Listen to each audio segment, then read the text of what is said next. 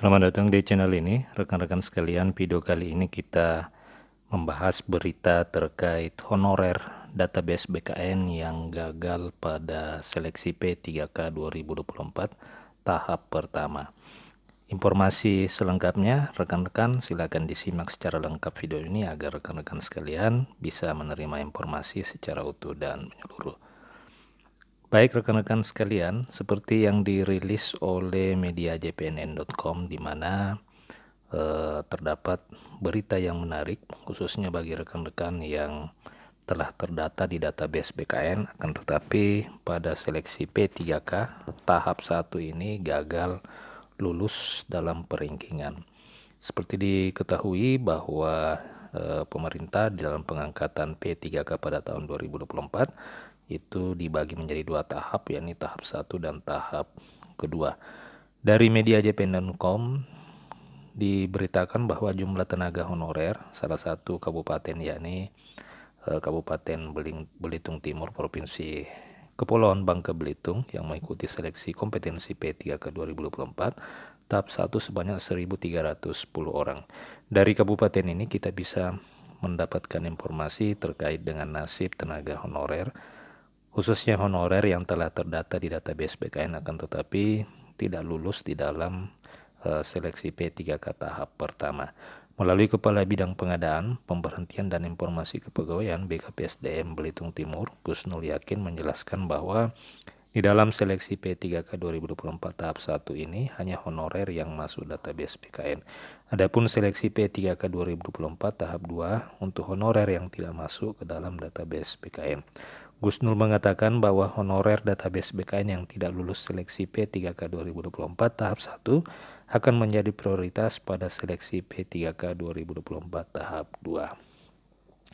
Jadi ini yang menarik apa yang dikatakan Gusnul, yang menyebutkan bahwa honorer database BKN yang tidak lulus pada seleksi P3K 2024 tahap pertama ini akan menjadi prioritas pada seleksi P3K 2024 tahap kedua. Apakah ini berarti honorer tahap pertama yang tidak lulus itu masih bisa mendaftar pada seleksi P3K 2024 tahap kedua? Sampai dengan saat ini sebenarnya belum ada edaran resmi dari Kemenpan RB, khususnya dari Panselnas pengangkatan honorer menjadi P3K. Akan tetapi mudah-mudahan apa yang dikatakan oleh Gusnul kepada bidang pengadaan pegawai di kabupaten ini, yang menyatakan bahwa honorer yang tidak lulus pada seleksi P3K dan telah terdata di dalam database BKN tetap menjadi prioritas pada P3K 2024 tahap kedua, itu memang bisa diberlakukan. Secara lengkapnya ia menyebutkan bahwa honorer yang masuk ke dalam database akan menjadi prioritas pada seleksi tahap 2 nanti. Sekiranya dalam seleksi ini ada yang tidak lolos. Itu yang dikatakan Gusnul seperti dikutip dari kantor berita Antara, di mana ia menekankan bahwa tes P3K pada tahun ini tidak ada ambang batas nilai atau passing grade. Penentuan kelulusan berdasarkan ranking peserta dengan nilai tertinggi akan otomatis masuk menjadi P3K. Khusus untuk Kabupaten Belitung Timur sendiri totalnya ada 1.300 formasi, namun semuanya belum tentu masuk mengingat ada OPD yang mengajukan formasi namun peminatnya melebihi formasi.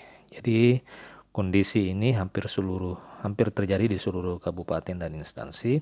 Akan tetapi satu poin penting yang bisa kita simak dari berita kali ini, yakni